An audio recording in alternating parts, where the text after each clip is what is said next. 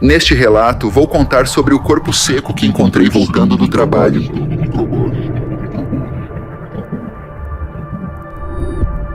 Eu nunca acreditei em lendas urbanas ou histórias de terror até aquela noite. Meu nome é João e moro em São José dos Campos desde que me lembro. Sempre fui uma pessoa cética, preferindo acreditar no que podia ver e tocar. Mas o que aconteceu naquela noite mudou minha perspectiva para sempre. Era uma sexta-feira e eu havia acabado de sair do trabalho. O relógio marcava quase meia-noite quando decidi pegar um atalho para casa. Uma estrada pouco movimentada que atravessava uma área mais afastada da cidade. O céu estava nublado e a única iluminação vinha dos faróis do meu carro. Enquanto dirigia, notei algo estranho na beira da estrada. Uma figura imóvel, quase fundida com a escuridão ao seu redor.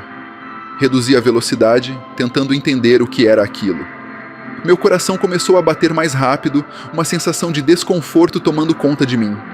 Quando cheguei mais perto, vi que era um homem. Ou pelo menos parecia ser. Sua pele era seca e enrugada, como se estivesse ressecada pelo sol durante anos. Suas unhas eram longas e curvas, como garras. Ele estava parado, olhando diretamente para mim com olhos fundos e sem vida. Meu instinto foi acelerar e sair dali o mais rápido possível, mas algo me impediu. Uma curiosidade mórbida me fez parar o carro. Baixei o vidro da janela e perguntei com a voz trêmula: "Você está bem? Precisa de ajuda?" O homem não respondeu, apenas levantou a mão lentamente, apontando para algo atrás de mim. Olhei pelo retrovisor, mas não vi nada além da estrada deserta. Quando voltei a olhar para a figura, ele havia desaparecido. O ar ao meu redor ficou gelado e um arrepio percorreu minha espinha. O silêncio era quase palpável, quebrado apenas pelo som do motor do carro. Olhei em volta, tentando encontrar alguma explicação para o desaparecimento daquele homem estranho, mas não havia nada além da estrada vazia e as sombras que a cercavam. Decidi que era melhor não ficar ali mais tempo do que o necessário.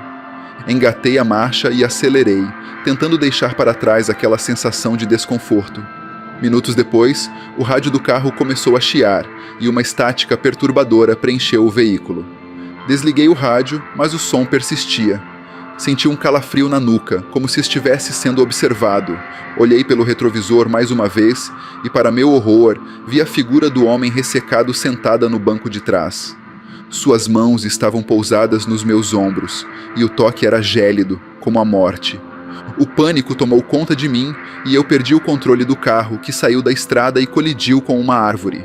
A cabeça latejava e a visão ficou turva, mas eu precisava sair dali. Forcei a porta do carro e, tropeçando, consegui sair. No entanto, quando me virei, lá estava ele, parado a poucos metros de mim. Sua boca se abriu em um sorriso sinistro, revelando dentes pontiagudos e amarelados. Ele começou a caminhar em minha direção, cada passo fazendo o chão parecer tremer. "Você não devia ter parado." Sua voz era um sussurro rouco ecoando em minha mente. "Agora você pertence a mim." Comecei a correr, meus pés mal conseguindo encontrar tração no solo molhado pela chuva que começava a cair. O som dos passos dele ecoava atrás de mim, cada vez mais próximo. Sabia que não podia voltar para a estrada, então me embrenhei na mata, tentando perder aquela figura horrível entre as árvores. A floresta parecia não ter fim e a escuridão era quase total.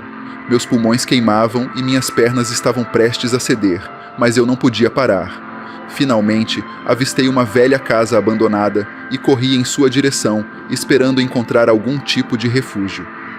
Dentro, o cheiro de mofo e podridão era quase insuportável.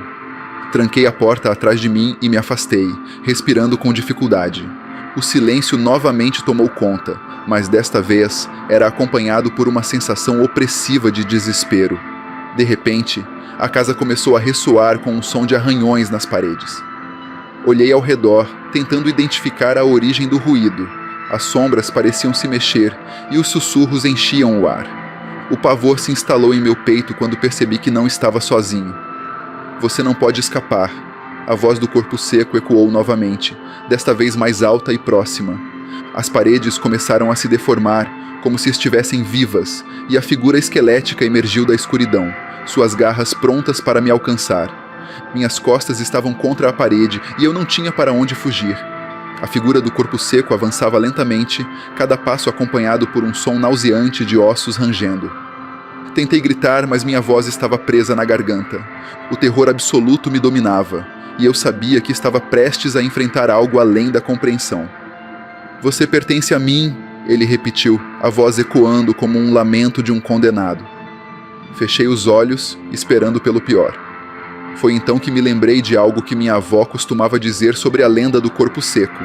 Segundo ela, essa entidade temia o som de orações e símbolos sagrados, pois em vida havia sido um homem profundamente mau, rejeitado pelo céu e pela terra. Com essa lembrança, comecei a murmurar uma oração que minha avó me ensinara quando criança. Minhas palavras eram trêmulas, mas à medida que continuava, senti uma mudança no ar ao meu redor.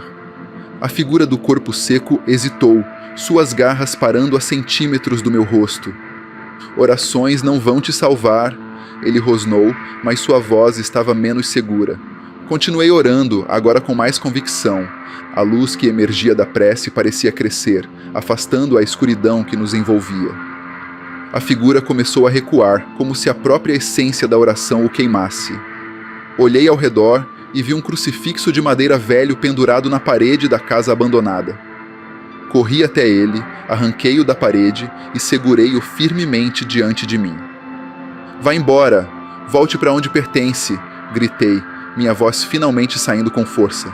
O corpo seco gritou de dor e raiva, seus olhos se transformando em buracos negros de ódio. A luz do crucifixo parecia queimar sua carne ressecada, fazendo-o se contorcer e recuar ainda mais. O chão começou a tremer e a casa ao nosso redor parecia desmoronar. Com um último grito agonizante, o corpo seco desapareceu, deixando apenas um eco distante de sua maldição. O silêncio que se seguiu foi ensurdecedor, mas finalmente senti que o perigo havia passado. Saí da casa trêmulo e exausto, mas com uma sensação de alívio profundo.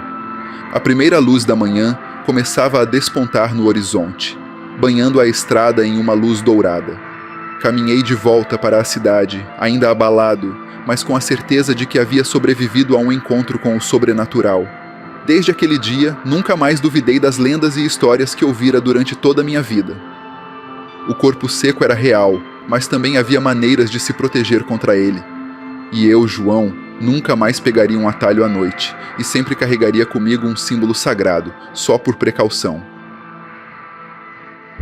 Se este relato atiçou seu fascínio pelo sobrenatural, não perca o próximo mistério. Clique no vídeo na tela final ou assista outros segredos sombrios que se encontram no comentário fixado. No círculo dos contos a escuridão se revela.